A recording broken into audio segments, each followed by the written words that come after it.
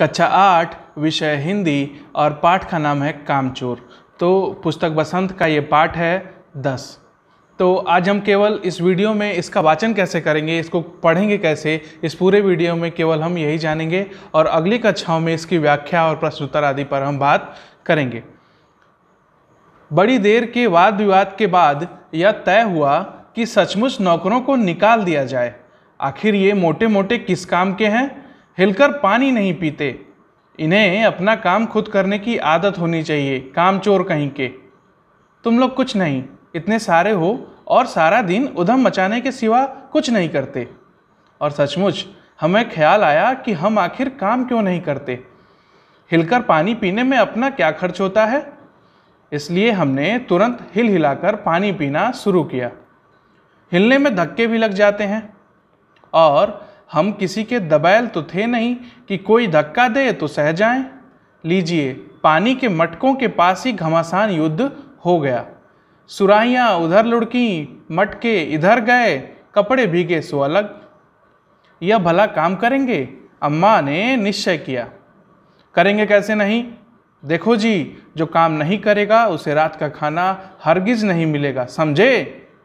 यह लीजिए, बिल्कुल शाही फरमान जारी हो रहे हैं। हम काम करने को तैयार हैं, काम बताए जाएं। हमने दुहाई दी। बहुत से काम है जो तुम कर सकते हो।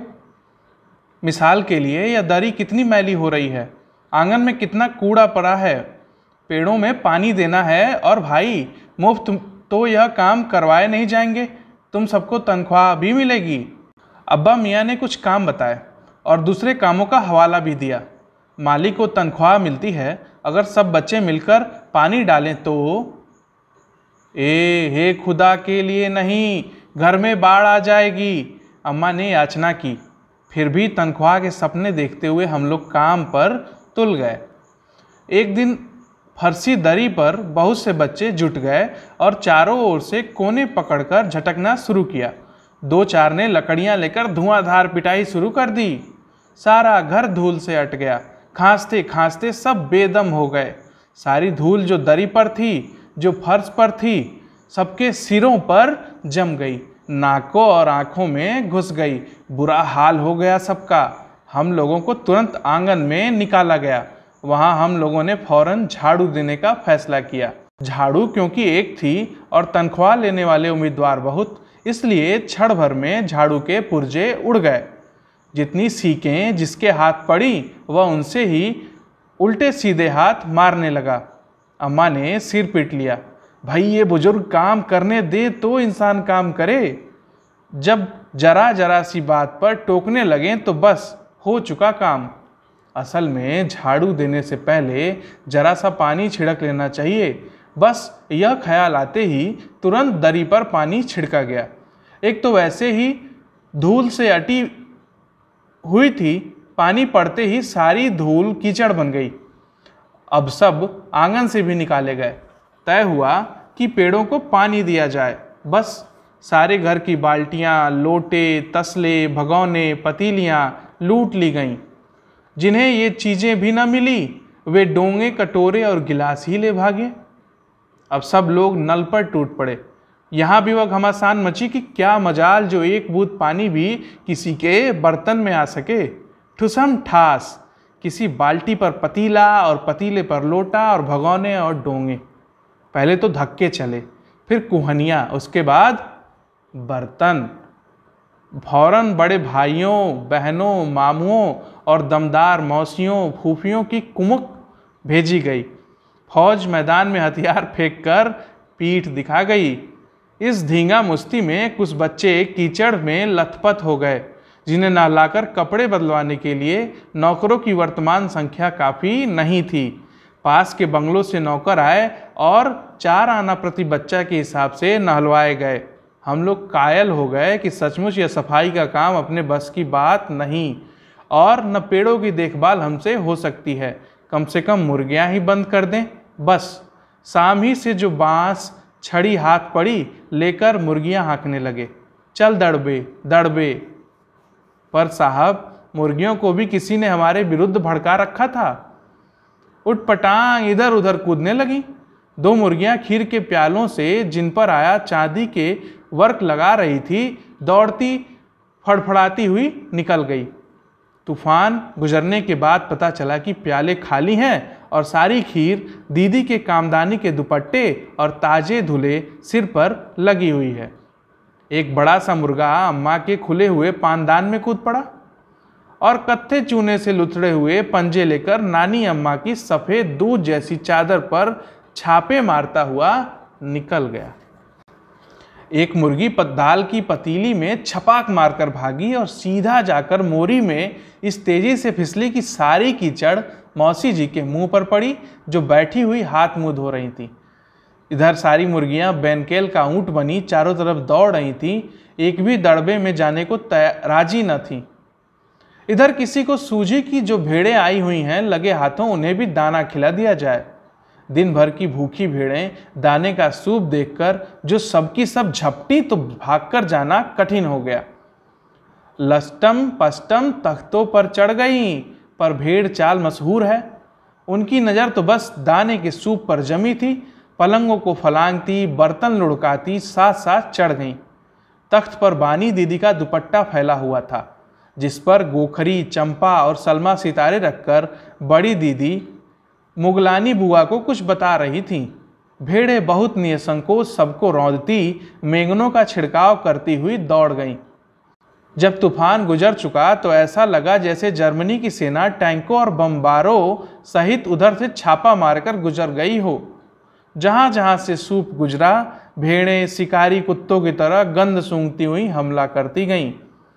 हज्जन माँ एक पलंग पर दुपट्टे से मुंह ढाके सो रही थीं। उन पर से जो भेड़ें दौड़ी तो न जाने वह सपने में किन महलों की सैर कर रही थीं। दुपट्टे में उलझी हुई मारो मारो चीखने लगीं। इतने में भेड़ें सूप को भूलकर तरकारी वाली की टोकरी पर टूट पड़ीं। वह दालान में बैठी मटर की फलियां तोल तोल कर रसोइये को दे रही थी। वह अपनी तरकारी का बचाव करने के लिए सीना तान कर उठ गई। आपने कभी भेड़ों को मारा होगा तो अच्छी तरह देखा होगा कि बस ऐसा लगता है जैसे रुई के तकिए को कूट रहे हों। भेड़ को चोट ही नहीं लगती। बिल्कुल यह समझकर कि आप उससे मजाक कर रहे हैं, वो आप ही पर चढ़ बैठेगी। जरा सी देर में भेड़ों ने तरकारी छिलकों समेत अपने पेट की कढ़ाई में झोंक दी।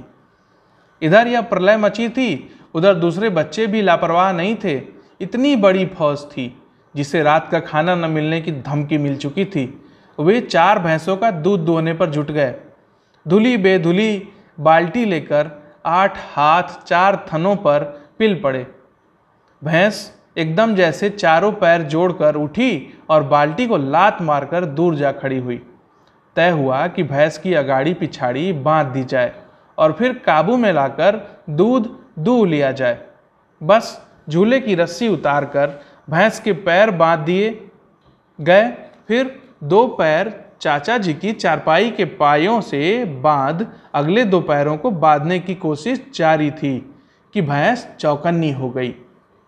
छूटकर जो भागी तो पहले चाचा जी समझे कि शायद कोई सपना देख रहे हैं। फिर जब चारपाई पानी के ड्रम से टकराई और पानी छलककर गिरा तो समझे कि आंधी तूफान में फंसे हैं, साथ ही भूचाल भी आया हुआ है। फिर जल्दी ही उन्हें असली बात का पता चल गया और वह पलंग की दोनों पटियां पकड़े बच्चों को छोड़ देने वालों को बुरा भला सुनाने लगे। यहाँ बड़ा मजा आ रहा था। भैंस भागी जा रही थी और पीछे पीछे चारपाई और उस पर बैठे हुए चाचा जी। ओहो, एक भूल ही हो गई, यानी बछड़ा तो खोला ही नहीं, इसलिए तत्काल बछड़ा भी खोल दिया गया। तीर निशाने पर बैठा और बछड़े की ममता में व्याकुल होकर भैंस ने अपने खुरों को ब्रेक लगा दिए। बछड़ा तत्काल जुट गया। दूहने वाले गिलास कटोरे लेकर लपके, क्योंकि बाल्टी तो छपाक से गोबर में जा गिरी थी। बछड़ा फिर बागी हो गया। कुछ दूध जमीन पर और कपड़ों पर गिरा।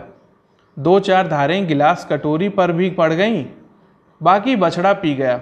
यह सब कुछ मिनट के 3/4 में हो गया। घर में तूफान उठ खड़ा हुआ।